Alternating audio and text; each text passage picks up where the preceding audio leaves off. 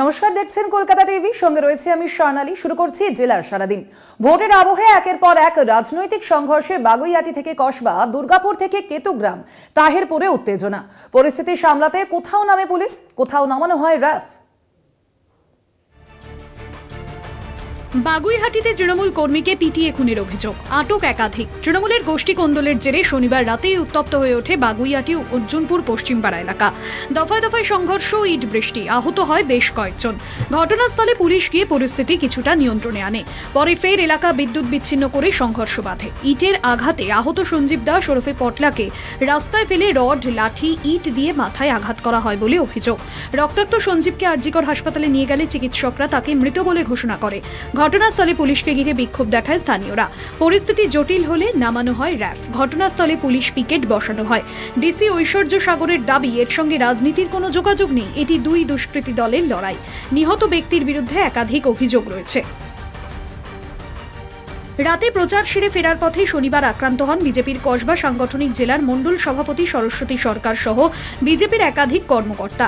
Chopper O রিভলভারের but দিয়ে মাথায় আঘাত করার পাশাপাশি বাটাম দিয়ে মারারও অভিযোগ। নিশানায় স্থানীয় কাউন্সিলর সুশান্ত ঘোষ ও তার অনুগামীরা। আনন্দপুর থানায় অভিযোগ দায়ের। তৃণমূল বিজেপি সংঘর্ষে শনিবার রাতেই উত্তপ্ত দুর্গাপুরের ইস্পাত নগরীর নিউটন এলাকা। দুপক্ষের ইট বৃষ্টি, পরিস্থিতি সামলাতে নামে বিশাল পুলিশ বাহিনী। ভোটের আগে ফের উত্তপ্ত কেতুগ্রাম। পালিটায় বিজেপির মণ্ডল সভাপতির বাড়ি ভাঙচুরের অভিযোগ। মণ্ডল সভাপতিকে পুড়িয়ে মারার হুমকি দেওয়া হয় বলে অভিযোগ। কেতুগ্রাম থানায় অভিযোগ দায়ের। কেতুগ্রামে প্রচারে ছিলেন বোলপুরের বিজেপি প্রার্থী পিয়া সাহা। তিনি গেলে বিক্ষোভের মুখে পড়েন। তাকে উদ্ধার করেন বোলপুর সাংগঠনিক জেলা সভাপতি সন্ন্যাসী চরণ মণ্ডল। ভোট আবহে বামেদের দলীয় কার্যালয় ভাঙচুর চালিয়ে আগুন লাগিয়ে দেওয়ার অভিযোগ উঠল দুষ্কৃতীদের বিরুদ্ধে। ঘটনাকে কেন্দ্র করে ব্যাপক চাঞ্চল্য তাহিরপুরে। অভিযোগ, পার্টি অফিসে ভাঙচুর চালানোর পাশাপাশি দুষ্কৃতীরা দলীয় পতাকা, ফেস্টুন পোড়ায়। সিপিএমের দাবি, হামলার পিছনে তৃণমূলের হাত রয়েছে। অভিযোগ অস্বীকার করেছে তৃণমূল। কলকাতা টিভি। বাংলায় বাম কংগ্রেস জোট সমীকরণ নিয়ে আলোচনা তুঙ্গে। রাজ্যে ইন্ডিয়া জোট না হলেও বাম কংগ্রেস জোট নিয়ে বেশ আশাবাদী উভয় পক্ষই। মনোনয়নে প্রচারে তার ছবিও লক্ষ্য করা যাচ্ছে। বাংলায় ইন্ডিয়া জোট না হলেও জোট বেঁধে লড়ছে বাম কংগ্রেস। বিভিন্ন জায়গায় প্রচারে, মনোনয়নে বামের সমর্থনে কংগ্রেস প্রার্থীদের এবং কংগ্রেসের সমর্থনে বাম প্রার্থীদের দেখা যাচ্ছে। দুই দফার নির্বাচনের পর বিভিন্ন কেন্দ্রে বামেরা নিজেদের প্রার্থীর সমর্থনে হেভিওয়েটদের প্রচারে নামছেন। দিল্লি থেকে ছুটে আসছেন পলিট ব্যুরো সদস্যরা। হচ্ছে শোভাযাত্রা, পা মেলাচ্ছেন মিছিলে। এটা একটা সঠিক কথা कि এবার बीजेपी टीएमसी हटाओ, लाल को लाओ, इंडिया को लाओ, सायरा को जिताओ। এটা হচ্ছে মানুষের দিলের মাথায় একটাই স্লোগান। কেন? এত বছরের অভিজ্ঞতার হিসাবে এটা শুধু স্লোগান নয়, এটা মানুষের দৈনিক অভিজ্ঞতা। আমার মনে হয় কি যেভাবে মানুষ সাড়া দিচ্ছে ভীষণ পজিটিভ, সেটা শ্রীরামপুরে হোক, যাদবপুরে হোক, ডায়মন্ড হারবার এবং সবকটা সিটে। তো আমরা ভীষণ বিশ্বাস রাখছি যে মানুষ যেভাবে সাড়া দিচ্ছে সেই সাড়া ইভিএমের বাটনেও দেখা যাবে এবং ভীষণ পজিটিভ ক্যাম্পেইন হচ্ছে। আমরা 4 তারিখের জন্য ওয়েট করছি। মুর্শিদাবাদ লোকসভা কেন্দ্রে কংগ্রেস সমর্থিত সিপিআইএম প্রার্থী মোহাম্মদ সেলিমের সমর্থনে ডোমকলের সভা থেকে ডাক দেন অধীর চৌধুরী। সেলিমের মনোনয়ন জমার দিনেও পাশে দেখা যায় অধীর চৌধুরীকে। মুর্শিদাবাদ লোকসভা কেন্দ্রে কোথাও যেন সেলিমকে জেতানোই ঘাটতি না থাকে। দরকার হলে কংগ্রেস কর্মীরা জান দিয়েও সেলিমকে জেতাবে কংগ্রেস কর্মীদের উদ্দেশ্যে বার্তা অধীরের।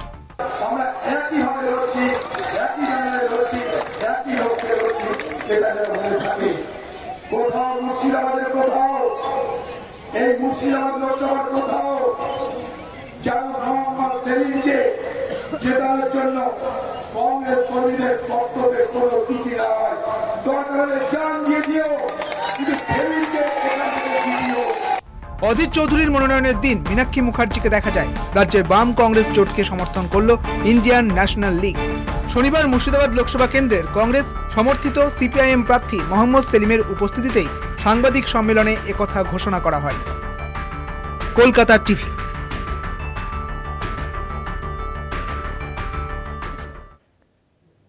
জেলার সারাদিনে এখন সময় একটা ছোট্ট বিরতির। ফিরছি বিরতির পর, সঙ্গে থাকুন। ফিরে এলাম বিরতির পর। এই মুহূর্তে কাঁথিতে রয়েছেন শুভেন্দু অধিকারী। আমরা সরাসরি নজর রাখবো সেদিকে। বড় সভার প্রস্তুতি নেন। জাতীয় নেতারা আসবেন। রবি বাবুকে জিতিয়েছেন কত? 30,000-এ। 28 50,000 দিতে হবে এবারে। রাজি তো? কথা দিচ্ছেন তো? জয় শ্রীরাম, জয় শ্রীরাম, জয় জয় শ্রীরাম। সুজনকে হাই বেল করিয়েছি। তপন মিদ্দার কেস, ওই ছোটখাটো লোকগুলার নাম নাই বলো, ওগুলাকে আমি চিনি।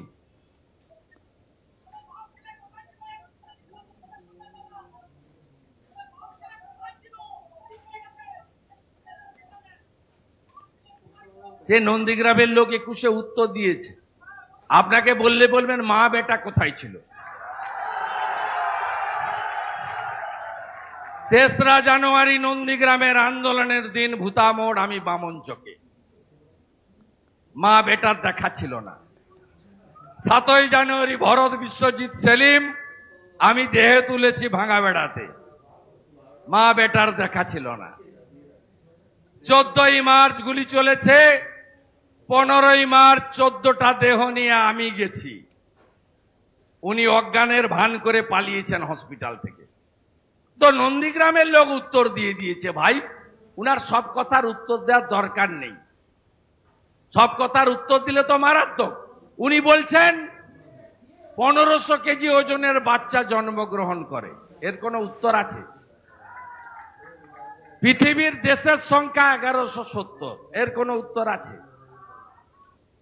41-এ রবি ঠাকুর মারা গেছেন, বলছেন 47-এ এসে গান্ধীজিকে ফলের রস খাইয়েছে, এর কোনো উত্তর আছে?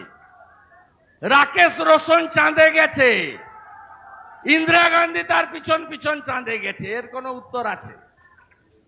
মাতঙ্গিনী হাজরা তমলুকে নয়, পিছাবনিতে রক্ত খেতে খেতে মারা গেছেন, এর কোনো উত্তর আছে? তাই উনার সব কথার উত্তর দেওয়ার দরকার নেই।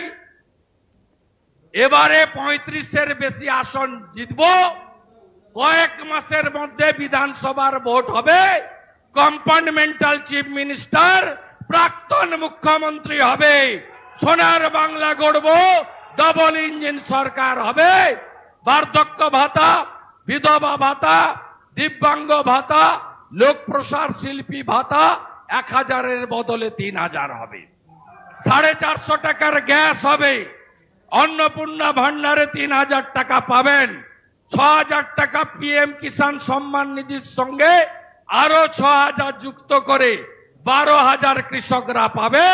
ছত্তিশগড়ে 3100 টাকা ধান কেনে সরকার, এখানেও ধানের মূল্য বাড়বে। আর এখন সময় একটা আরো ছোট্ট বিরতির, সঙ্গে থাকুন। ফিরে এলাম বিরতির পর। এই মুহূর্তে নজর রাখবো আমরা খেলার খবরের দিকে। সোমবারই রয়েছে ইডেনে কলকাতা বনাম দিল্লি ম্যাচ, এবং তার সেখানেই আমাদের নজর রয়েছে সৌরভ এবং গম্ভীরের স্ট্র্যাটেজির উপর। এ বিষয়ে আমরা আরো বিস্তারিত জানবো। সরাসরি রয়েছেন আমাদের প্রতিনিধি ইডেন থেকে জয়জ্যোতি ঘোষ। জয়জ্যোতি, প্রথমেই যে বিষয়টি জানতে চাইবো যে আগামীকাল এই দুই যে কলকাতা আর দিল্লির ম্যাচ রয়েছে, সেক্ষেত্রে কোন ফর্মে রয়েছে দুই দল এবং KKR এর প্রস্তুতি কেমন? ঠিক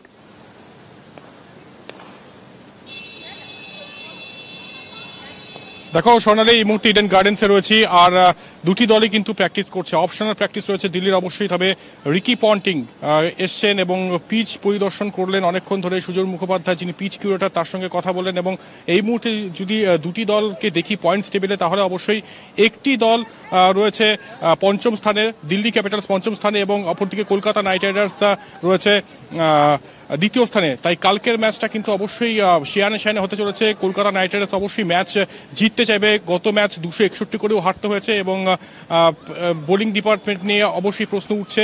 তবে আজকে চন্দ্রকান্ত পণ্ডিত, যিনি হেড কোচ, তিনি কিন্তু একটা কথা বলেছেন যে কিছু মানে আমাদের হাতে যেটা রয়েছে সেটার উপরই কনসেন্ট্রেট করব, সবকিছু কিন্তু আমাদের কন্ট্রোলে নেই। এই মুহূর্তে সোনালি জানিয়ে রাখি, ইডেন গার্ডেন্সের শাহরুখ খান কিন্তু প্রবেশ করেছেন।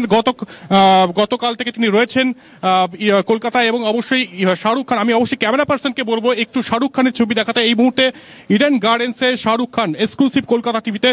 এই মুহূর্তে ইডেন গার্ডেন্সে শাহরুখ খান প্রবেশ করছেন, ভেঙ্কি মাইসোর রয়েছেন সঙ্গে এবং তিনি প্র্যাকটিস দেখতে এসছেন। বরাবরই সৌরভ ভার্সেস শাহরুখ বলা হয় এই ম্যাচ, এবং শাহরুখ খান আগামীকাল তো থাকবেনি, আজকে প্র্যাকটিস দেখতে এসছেন, মনোবল বাড়াতে এসছেন এবং আগামীকাল সৌরভ গঙ্গোপাধ্যায় তাকে নিয়েও কিন্তু জল্পনা চলছে। সৌরভ গঙ্গোপাধ্যায়ের মুখোশ পরে ইডেনের সামনে অনেকে রয়েছেন, তাই সাপোর্ট যে ভাগ হয়ে যাবে কালকে এইটুকু কিন্তু বলাই যায়। তবে এই মুহূর্তে যে চিত্রটা ধরা পড়ছে কলকাতা টিভির পর্দায় সেটা হচ্ছে শাহরুখ খান রামলীলা গুরবাজের সঙ্গে রয়েছেন, ভেঙ্কি মাইসোর রয়েছেন, তার পাশে পূজা দাদলানি শাহরুখের সেক্রেটারি রয়েছেন এবং শাহরুখ খান কিং খান কিন্তু এই মুহূর্তে কলকাতা নাইট রাইডার্সের প্র্যাকটিস দেখছেন।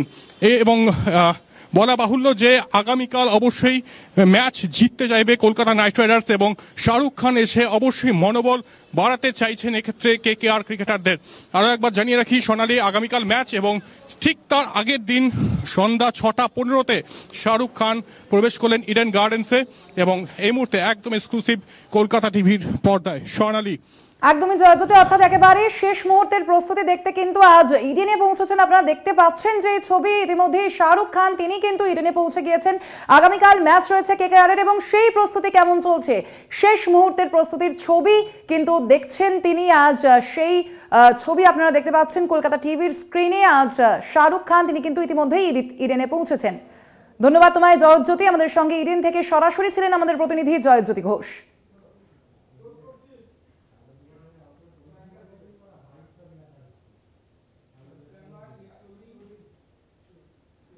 জেলার সারাদিন আজ এ পর্যন্তই। দেখতে থাকুন কলকাতা টিভি, রাত দিন 7 দিন।